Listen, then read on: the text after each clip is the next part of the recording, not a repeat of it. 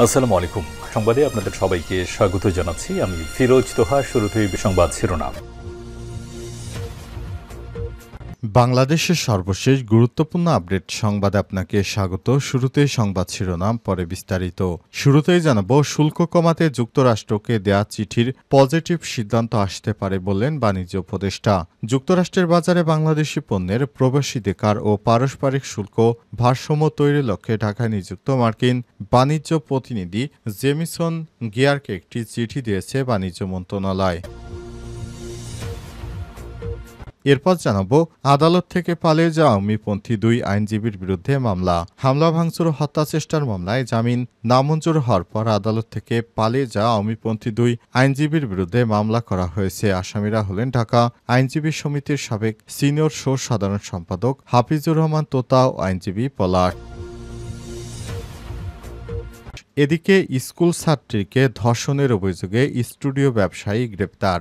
মানিকগঞ্জের সাটুরিয়ায় 10ম শ্রেণীর এক ছাত্রীকে ধর্ষণের অভিযোগে স্টুডিও ব্যবসায়ী ইয়াকুব পারভেজ 42কে গ্রেপ্তার করেছে পুলিশ। রোববার সন্ধ্যায় ভুক্তভোগীর বাবা বাদী হয়ে সাটুরিয়া থানায় একটি মামলা করলে আজ 7 এপ্রিল পুলিশ অভিযান চালিয়ে ইয়াকুব পারভেজকে গ্রেপ্তার করেছে। এদিকে রাজবাড়ীতে কুদ্দুস মণ্ডল হত্যা মামলায় স্ত্রীর পরকীয়া প্রেমিকের যাবজ্জীবন কারাদণ্ড। রাজবাড়ীতে কুদ্দুস আলী মণ্ডল নামে এক ব্যক্তিকে হত্যা দেয় তার স্ত্রীর পরকীয়া প্রেমিক রেজাউল শেখ ওরফে রিয়াজুল হক ওরফে তোজামকে যাবজ্জীবন কারাদণ্ড দিয়েছে আদালত। আজ বিকেলে জেলা ও দায়রা জজ আদালতের বিচারক মোসাম্মদ জাকিয়া পারভিন রায় দেন। এদিকে মহাকাশ অনুসন্ধানে নাসার সঙ্গে বাংলাদেশের চুক্তি সই। বিশ্বের 54তম দেশ হিসেবে আর্টেমিস চুক্তিতে স্বাক্ষর করেছে বাংলাদেশ। এই উদ্যোগের মাধ্যমে বৈশ্বিক মহাকাশ গবেষণা, মহাকাশ ঐতিহ্য সংরক্ষণ ও মহাকাশ সম্পদের দায়িত্বশীল ব্যবহারে যুক্ত হল বাংলাদেশ। এবং সর্বশেষ জানাবো, প্রশাসনকে না জানিয়ে শ্রমিক ছাঁটাই করলে মালিকের বিরুদ্ধে ব্যবস্থা বললেন শ্রম সচিব। স্থানীয় প্রশাসন ও সংশ্লিষ্ট কর্তৃপক্ষকে না জানিয়ে বিধি বহির্ভূতভাবে শ্রমিক ছাঁটাই করলে কারখানা মালিকের বিরুদ্ধে কঠোর ব্যবস্থা গ্রহণ করা হবে, এমন হুঁশিয়ারি দিয়েছেন শ্রম সচিব AHM শফিকুজ্জামান। প্রিয় দর্শক, এতক্ষণ শুনছিলেন সংবাদ শিরোনাম, এবারে বিস্তারিত। তবে তার আগে বন্ধুরা, অনুরোধ থাকবে এই সংবাদটিতে একটি লাইক দিন। এই চ্যানেলে আপনি নতুন হয়ে থাকলে আমাদের সংবাদটি দেখতে দেখতে চ্যানেলটি সাবস্ক্রাইব করে রাখুন। কমেন্ট করে আপনার মূল্যবান মতামত জানিয়ে দিন আপনি বিশ্বের কোন দেশ থেকে বা বাংলাদেশের কোন স্থান থেকে আমাদের সংবাদটি দেখছেন এবং শুনছেন। আর বন্ধুরা, এই সংবাদটি আপনার সোশ্যাল মিডিয়া ফেসবুকে বন্ধুদের মাঝে শেয়ার করে দিন, যাতে করে তারাও আপনার মতো আমাদের এই লেটেস্ট আপডেট সংবাদগুলো জানতে পারে। আর সংবাদটি দেখতে দেখতে জানিয়ে দিন আমাদের এই সংবাদটি আপনি বিশ্বের কোন দেশ থেকে দেখছেন। এবারে বিস্তারিত। শুল্ক কমাতে যুক্তরাষ্ট্রকে দেয়া চিঠির পজিটিভ সিদ্ধান্ত আসতে পারে বললেন বাণিজ্য উপদেষ্টা। যুক্তরাষ্ট্রের বাজারে বাংলাদেশি পণ্যের প্রবেশাধিকার ও পারস্পরিক শুল্ক ভারসাম্য তৈরির লক্ষ্যে ঢাকায় নিযুক্ত মার্কিন বাণিজ্য প্রতিনিধি জেমিসন গিয়ারকে একটি চিঠি দিয়েছে বাণিজ্য মন্ত্রণালয়। এতে যুক্তরাষ্ট্রের আরোপিত শুল্ক কমানোর বিষয়ে পজিটিভ সিদ্ধান্ত আসতে পারে বলে মন্তব্য করেছেন বাণিজ্য উপদেষ্টা শেখ বশির উদ্দিন। মঙ্গলবার 8 এপ্রিল সচিবালয়ে সরকারি ক্রয় সংক্রান্ত উপদেষ্টা কমিটির বৈঠক শেষে সাংবাদিকদের এসব কথা বলেছেন তিনি। বাণিজ্য উপদেষ্টা বলেছেন, যুক্তরাষ্ট্রের সঙ্গে বাণিজ্য ঘাটতি কমিয়ে আনতে কাজ চলছে। বাণিজ্য বাড়াতে নানা বিষয়ে উল্লেখ করে পাঠানো চিঠির বিষয়ে তিনি বলেছেন, এই চিঠির বিষয়ে এখনো কোনো উত্তর মেলেনি। শেখ বশির উদ্দিন বলেছেন, যুক্তরাষ্ট্রকে নতুন করে আরও 100 পণ্য শুল্কমুক্ত সুবিধা দেয় লাভবান হবে বাংলাদেশ। যুক্তরাষ্ট্রের আরোপিত শুল্ক কমাতে বাণিজ্য মন্ত্রণালয়ে দেয়া চিঠির পরিপ্রেক্ষিতে পজিটিভ সিদ্ধান্ত আসতে পারে। জেমিস গিয়ারকে পাঠানো চিঠিকে বাণিজ্য উপদেষ্টা বলেছেন, বাংলাদেশে যুক্তরাষ্ট্রের পণ্য রপ্তানি যদি কোনো প্রতিবন্ধকতা থাকে তাহলে সেটি দূর করতে আমরা উন্মুক্ত আলোচনা সহযোগিতার জন্য প্রতিশ্রুতিবদ্ধ।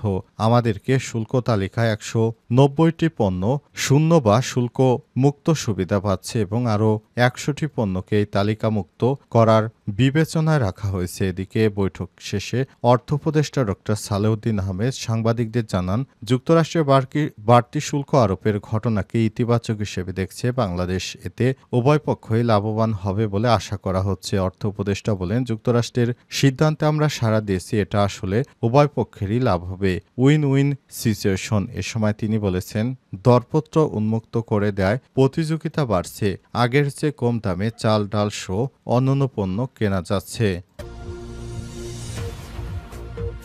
আদালত থেকে পালিয়ে যাওয়া আওয়ামীপন্থী 2 আইনজীবীর বিরুদ্ধে মামলা। হামলা ভাঙচুর ও হত্যাচেষ্টা মামলায় জামিন নামঞ্জুর হওয়ার পর আদালত থেকে পালিয়ে যাওয়া আওয়ামীপন্থী 2 আইনজীবীর বিরুদ্ধে মামলা হয়েছে। আসামিরা হলেন ঢাকা আইনজীবী সমিতির সাবেক সিনিয়র সাধারণ সম্পাদক মোহাম্মদ হাফিজুর রহমান তোতা ও আইনজীবী পলাশ। এর আগে রোববার 6 এপ্রিল বৈষম্য বিরোধী ছাত্র আন্দোলন চলাকালে হামলা ভাঙচুর ও হত্যাচেষ্টার মামলায় আওয়ামীপন্থী 84 জন আইনজীবীর জামিন নামঞ্জুর করে কারাগারে পাঠানোর নির্দেশ দেওয়া হয়েছে। আওয়ামীপন্থী 93 আইনজীবীর মধ্যে রয়েছেন বারের সাবেক সভাপতি সাইদির রহমান শামীম, শাহ আলম, মাহবুবুর রহমান, আবু সাইদ সাগর, আসাদুর রহমান রসি, সাইবার ট্রাইব্যুনালের পিপি নজরুল ইসলাম শামীম সহ বারের সাবেক সদস্যরা। এর আগে গত 4 আগস্ট আদালত প্রাঙ্গণে আইনজীবীদের উপর হামলা, চেম্বার ভাঙচুর ও হত্যাচেষ্টার মামলায় আওয়ামীপন্থী 144 জন আইনজীবীর বিরুদ্ধে 6 ফেব্রুয়ারি ঢাকার মেট্রোপলিটন ম্যাজিস্ট্রেট আদালতে মামলা করেছেন আইনজীবী সমিতির কার্যনির্বাহী সদস্য মোহাম্মদ আলী আবু হেনা। এই ঘটনায় হাইকোর্ট থেকে 8 সপ্তাহের জামিন চেয়েছিলেন 115 জন। 7 এপ্রিল অন্তর্বর্তীকালীন জামিনের মেয়াদ শেষ হওয়ার কথা ছিল। জামিনের মেয়াদ শেষ হয় একদিন আগেই আদালতে আত্মসমর্পণ করেন 93 আইনজীবী। মামলার অভিযোগে বলা হয়েছে, 2024 সালে 4 আগস্ট বেলা 12টার দিকে আসামিরা ঢাকা আইনজীবী সমিতির সম্মুখ থেকে আইনজীবী জনতাবদ্ধে আবদ্ধ হয়ে অস্ত্র লাঠিসোঁটা দিয়ে আতঙ্ক সৃষ্টি করে তারা বোমার বিস্ফোরণ ঘটিয়ে শেখ হাসিনার ভয় নাই, রাজপথ ছাড়ি নাই ইত্যাদি স্লোগান দিতে থাকে। এরপরই তাদের বিরুদ্ধে এই মামলা দায়ের করা হয়েছে। স্কুল ছাত্রীকে ধর্ষণের অভিযোগে স্টুডিও ব্যবসায়ী গ্রেপ্তার। মানিকগঞ্জের সাটুরিয়ায় 10ম শ্রেণীর ছাত্রীকে ধর্ষণের অভিযোগে স্টুডিও ব্যবসায়ী ইয়াকুব পারভেজ 42কে গ্রেপ্তার করেছে পুলিশ। রোববার 6 এপ্রিল সন্ধ্যায় ভুক্তভোগীর বাবা বাদী হয়ে সাটুরিয়া থানায় একটি মামলা করে পরে রাতে পুলিশ অভিযান চালিয়ে ইয়াকুব পারভেজকে গ্রেপ্তার করেছে।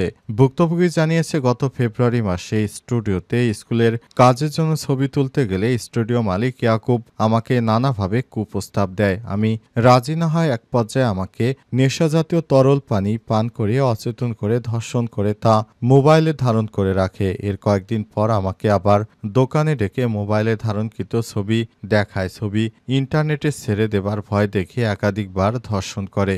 এলাকাবাসী জানায়, ইয়াকুব পারভেজ স্টুডিও ব্যবসার আড়ালে বিভিন্ন সময় বিভিন্ন স্কুল ছাত্রীদের নানারকম যৌন হয়রানি করে আসছে। অনেকে লোকলজ্জার ভয়ে মুখ খুলে না। কোনো মেয়েকে ভালো দেখলেই তার স্টুডিওতে নিয়ে গিয়ে তিনি এসব কাজে জড়িয়ে পড়েন। সাটুরিয়া থানার ওসি মোহাম্মদ শাহিনুল ইসলাম জানান, মামলায় দায়েরের পর রাতেই অভিযান চালিয়ে আসামি ইয়াকুব পারভেজকে গ্রেপ্তার করা হয়। তার বিরুদ্ধে শিশু ধর্ষণ, পর্নোগ্রাফি এবং এই আইনে মামলা দায়ের করা হয়েছে।